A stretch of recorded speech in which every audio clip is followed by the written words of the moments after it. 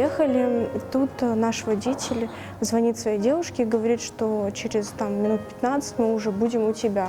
У меня возникает такой вопрос, а как так быстро мы с Белогорска до Гвардейска доедем? Он говорит, я все могу. Не проходит и пару секунд, и мы врезаемся уже в машину. У нас вылетает машина, вышла на встречку, и тут уже все как в тумане просто. Я не помню, как меня вытаскивали уже с машины, я помню, как я была в дыму.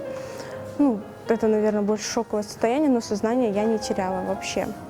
Меня переложили на траву, прямо рядом с дымящей машиной. Был страх, что я уже умираю.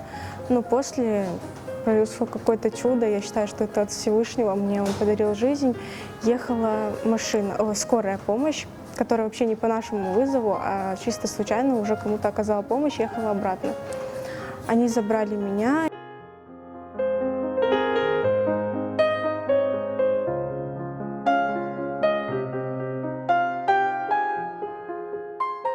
18 дней пролежала в реанимации, далее меня перевели в Семашко, оперировали позвоночник, у меня был перелом в грудном отделе, что и является сейчас такими последствиями, что я в коляске.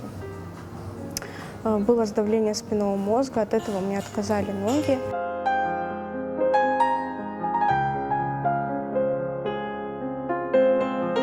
Я уже действительно отпускала как-то руки и занималась, от того, что надо.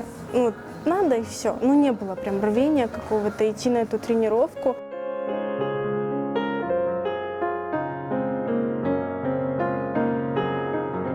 У меня, говорю же, появился человек, моя вторая половинка, который просто был рядом всегда. Он дал мне понять, что я могу встать, что я встану, что я буду ходить.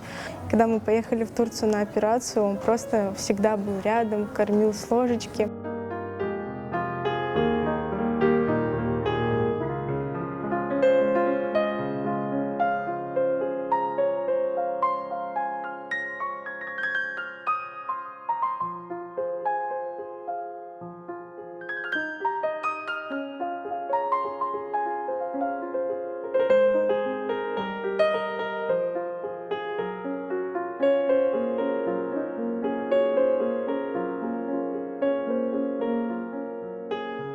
В мыслях такого не было, когда видела блогеров, как-то даже не задумывалась, что я им могу стать.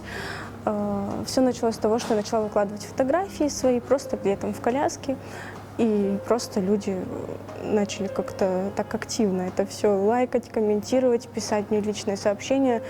Я хочу донести людям, что вообще ни в коем случае нельзя сдаваться, в каком бы они ни были положении, что нужно всегда идти вперед, не останавливаться, что даже такое положение нужно все равно благодарить Всевышнего за то, что имеем, за то, что мы должны ценить то, что мы имеем. Потому что многие на данный момент забывают, что они здоровы, они ходят, они живы, но все же они жалуются на что-то.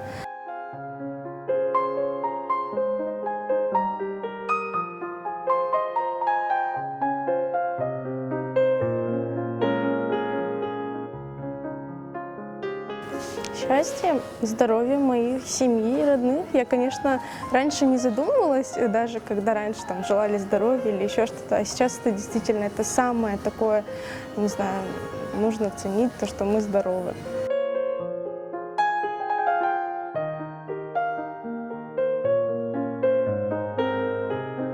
Встать на ноги обязательно и, конечно же, создать свою семью и много-много детишек, как и раньше всегда хотела, мечтала.